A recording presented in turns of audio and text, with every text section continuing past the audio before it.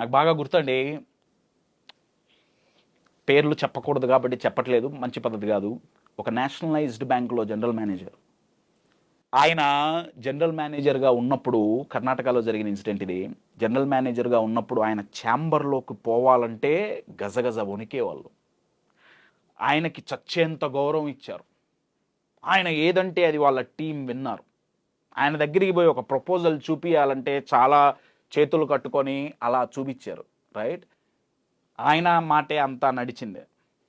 Retire అయిన తర్వాత రెండో రోజు ఆయన ఒకసారి నా బ్యాంకుకి వెళ్ళొద్దాం అని చెప్పి వెళ్ళారు. వెళ్తే బయట నించునే సెక్యూరిటీ గార్డ్ లోపలికి కూడా పంపిలారు.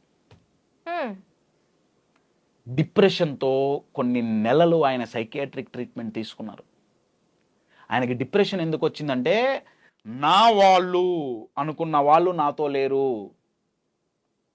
కానీ మనం ఈయన వాళ్ళం అనే భావన కలిగించేటట్టు ఆయన ప్రవర్తన లేదు. నేను జనరల్ మేనేజర్ని, ఏమనుకుంటున్నావు, 60 ఏళ్ళు నిండినే, జనరల్ మేనేజర్ పొజిషన్ పోయింది, లేబుల్ పోయింది, లోపల లెవెల్ లేదు, ఎవడూ పట్టించుకోవాలా, అసహించుకున్నారండి. Leader is a people's person అండి, బాగా గుర్తుపెట్టుకోండి. మీ టీం మీకు సపోర్ట్గా లేకపోతే మీరు లీడర్ కాదు. అది మీ టీంలో మీరిచ్చే సైకలాజికల్ బ్యాంక్ బ్యాలెన్స్ మీద ఆధారపడి ఉంటుంది. So that's a very powerful quality అండి లీడర్షిప్ అనేది. So 2 lessons. నెంబర్ 1, జీతం ఇచ్చేవాడు నాయకుడు కాదు, జీవితం ఇవ్వాలి. లీడర్షిప్ అనేది బయట లేబుల్ కాదు, లోపల లెవెల్. లీడ్ అనే పదంలో ఉందండి. లీడ్ని తిరగేస్తే డీల్ అని ఉంది. మీరు సిచ్యువేషన్స్ని ఎలా డీల్ చేస్తారు, లీడర్షిప్. మీరు మీ టీంని ఎలా డీల్ చేస్తారు, లీడర్షిప్. మీరు మీ క్లయింట్స్ని ఎలా డీల్ చేస్తారు, లీడర్షిప్. మీరు ఛాలెంజెస్ వచ్చినప్పుడు ఎలా డీల్ చేస్తారు, లీడర్షిప్. కాంప్లికేటెడ్ పీపుల్ని ఎలా డీల్ చేస్తారు, లీడర్షిప్. ఈగోయిస్టిక్ మైండ్ సెట్స్ని ఎలా డీల్ చేస్తారు, leadership. Lead means you need to deal. కాకపోతే అది ఏమైందంటే ఆ డీలింగ్ ఇప్పుడు పాలిటిక్స్ వైపు వెళ్ళిపోయింది. అంటే పాలిటిక్స్ అంటే అర్థం ఏంటంటే, కంపెనీలో ఓకే, ఎవడిని నా దగ్గర ఉంచుకుంటే నాకు ఉపయోగపడతాడు, ఎవడిని నా దగ్గర ఉంచుకుంటే నా భజన చేస్తారు,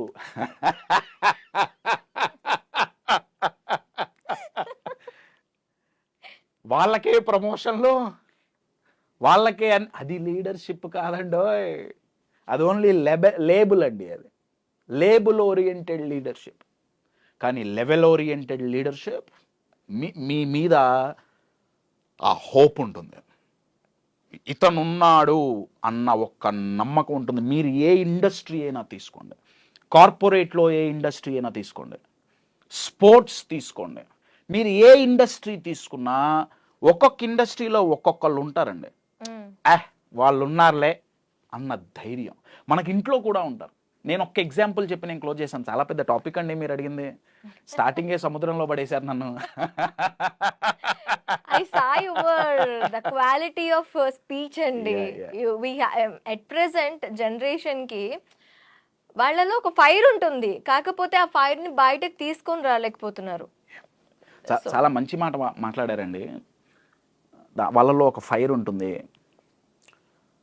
ఒకప్పుడు స్వామి వివేకానంద, ఆయన గారి తర్వాత కలాం గారు, ఇటువంటి గ్రేట్ విజనరీ లీడర్స్ ఎప్పుడూ చెప్పిన మాట ఏంటయ్యా అంటే, 2020 వచ్చేటప్పటికి, ఇయర్ 2020 వచ్చేటప్పటికి ఇండియా అత్యద్భుతమైన అతి పవర్ఫుల్ అయిన దేశంగా ఎదగటానికి అడుగులు మొదలవుతాయి. 2020 నుంచి మొదలయ్యింది ఆఫ్ కోర్స్.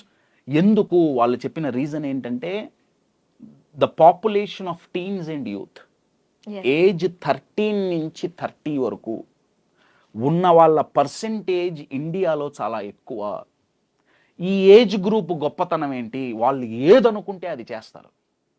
కరెక్టా తప్ప అక్కడ ఆలోచించాలి, నేను కాదన్నా, కానీ వాళ్ళు అనుకున్నారా చేసేస్తారు.